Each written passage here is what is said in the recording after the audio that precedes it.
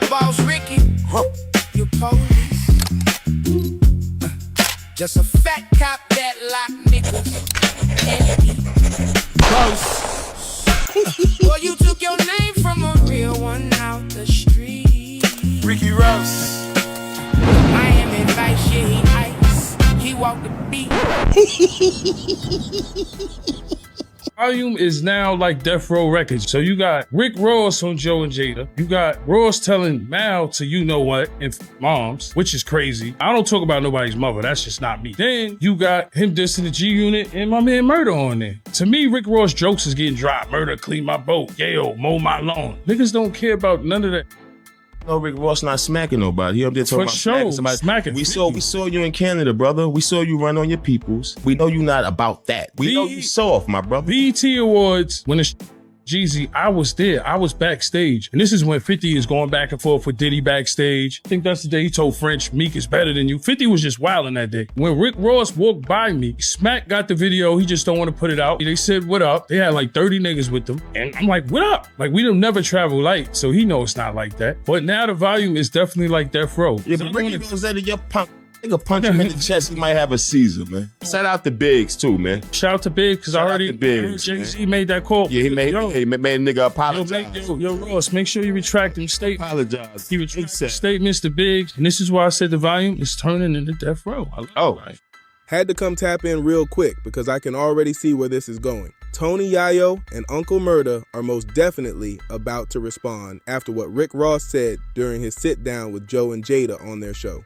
Ross jumped way out there, claiming he would slap 50 Cent if he saw him. Then he took shots at G Unit and brought up Uncle Murda again. And listen, I'm not putting that clip right here, not because it ain't spicy, but because it's on Netflix. I don't know how they move with approvals, and with Netflix and YouTube being direct competitors in streaming now, I'm not trying to play copyright roulette over one wild clip. Now, Tony Yayo and Uncle Murda are on volume 2, but their podcast is not sitting on Netflix right now, so I can actually put that clip in the video without stressing over that copyright smoke. Rick Ross, though, jumped all the way out there and basically volunteered to take shots at 50. They did touch on Drake a little bit near the beginning, and that seems to be the clip moving around online from what I'm seeing, because that part had people watching. But the real messy part came when Fat Joe was talking about, yeah man, older rappers from the past who whack now, they done fell off, got they bag or whatever.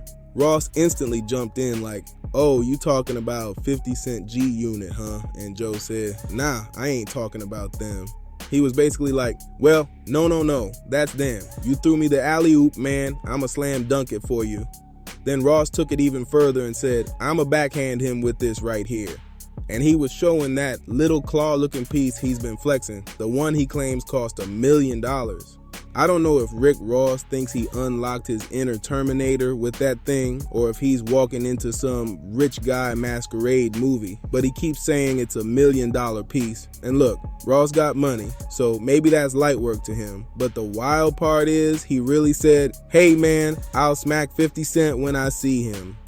Now after hearing what Tony Yayo and Uncle Murda said, you already know they had to respond, because Ross was not just coming at 50, he was talking about G Unit, Uncle Murda, and basically stepping on people tied to the same volume network too, so this got layered real fast on camera. Colin Cowherd owns the Volume Network, and that's where Tony Yayo and Uncle Murda have their podcast. Fat Joe and Jadakiss are on that same platform too. And if you remember, Shannon Sharp used to be over there as well. They also got Club 520, Royal Mail, and a bunch of other shows under that whole Volume and iHeartMedia umbrella. So this ain't just random podcast chatter anymore. This is people connected through the same network getting pulled into messy rap politics. That's why Tony Yayo was saying, man, we the new Death Row or something, because all these beefs are crossing paths while everybody is under the same roof. So at this point, they almost have to respond.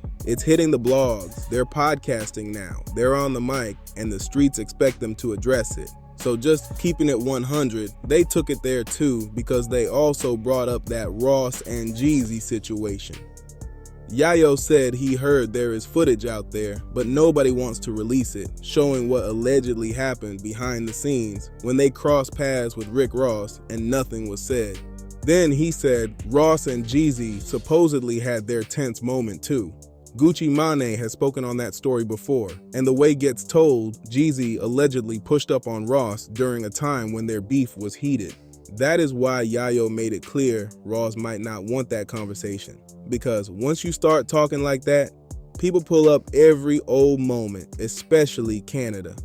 Like he said, Ross, you really don't want to get into that, and Ross is gonna have to wear what happened in Canada forever, cause that's on the internet, so people gonna come at you with that jab. But to be honest, I don't think Ross cares at all. He seems to look at this like straight marketing, a chance to push his book, grab attention, and borrow the same guerrilla promo playbook that 50 Cent has used for years. Real talk. In Ross's mind, it feels like, now I'm gonna use the guerrilla marketing tactic that 50 Cent uses. When I do interviews, I do anything like that. Let me go ahead and diss him. And that's exactly how he moved with Drake too. Drake mentioned him on the album, and Ross jumped right back into that noise quick. Now with the Biggs situation, that's the part I talked about the other day, because it really didn't make sense to me. Ross was going at Biggs with his little brother angle, and it looked like he was bothered by what was said on the Rory and Mal show. Roy basically said it was weird how Ross inserted himself into the battle like that. Now Ross said Drake basically co-signed Biggs, like Drake was telling him, yeah, do your thing on your new album, while they were on that media run. So from the outside, people looked at it like, hey bro, this looked weird. That's what Roy said. And that one little comment made Ross turn the whole dial up fast.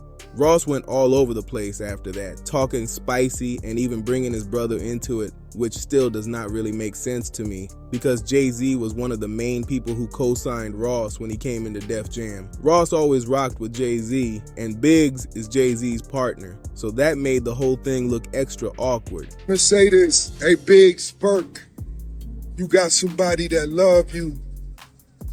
You got somebody that really love you. I'm gonna leave it at that. Now, oh, and I love that person too. So. And when Ross started downplaying Biggs over money and legal stuff, he said, man, you got caught with 20 bags of weed. But I'm like, bro, whether he got caught with that or not, people online say it was more like a conspiracy case tied to smoke business, so that jab was messy real fast. But it felt like Ross was mocking that whole situation. And I'm sitting here like, bro, this is the same guy who helped put real money behind Rockefeller and helped Jay-Z even get through the door in the early days. That's also somebody who was hands-on with picking certain songs with Kanye West. So when Ross took that angle, I'm like, that didn't really make no sense. It just looked messy because maybe Ross saw it like, well, that's your brother, I'ma go at him. And once he did that, the whole thing started looking personal.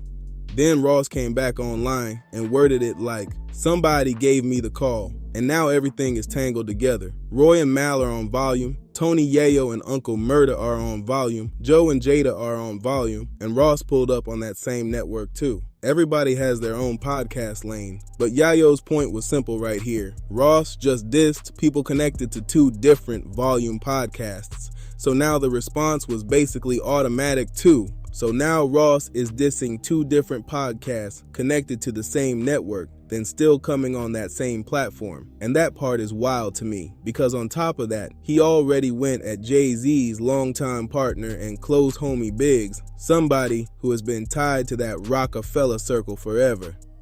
And then the Mal part makes it even more complicated. Mal rocks heavy with Drake. Everybody online calls him OVO Mal because he is always OVO this, OVO that. But at the same time, Biggs is his older brother, and Drake was on the album taking multiple shots at Jay-Z, so now the whole thing starts looking tricky from every angle.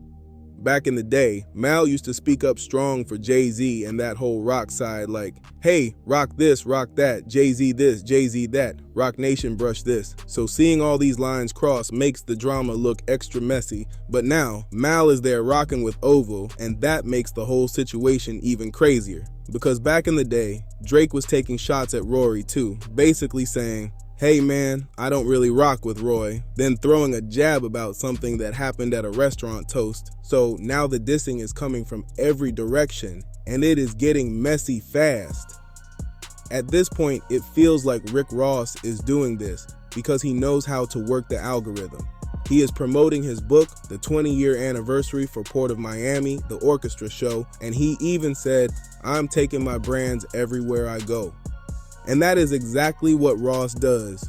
He could walk into the store tomorrow with Spud, and if he does, we are covering it. He is going to promote the liquor, Slippery Slope, the car show, and that gas partnership where they bring gas straight to your house. So when Ross starts poking at 50, G-Unit, Uncle Murda, Biggs, or anybody else, it looks like entertainment, promo, and blog bait. He wants his name moving, and honestly, he is entertaining sometimes, just keeping it 100. But get in the comments and tell me what you think. Is Ross standing on business, or is this all marketing? Hit that like button, subscribe to Dripzine, and stay locked in because more heat is coming. Hey, Mally, your mama MMG.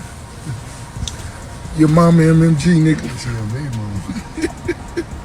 Your mama made now. Your mama made. You heard? Mally, listen up. And it's not a diss. Since your mama's MMG, it's only right other members from MMG say we need to send your mom a care package. So this what I'm gonna do. I'm gonna send her all of the slippery soaps. Cost her nothing. And this is our new beer, South Beach Brew. It's the best. It's actually amazing.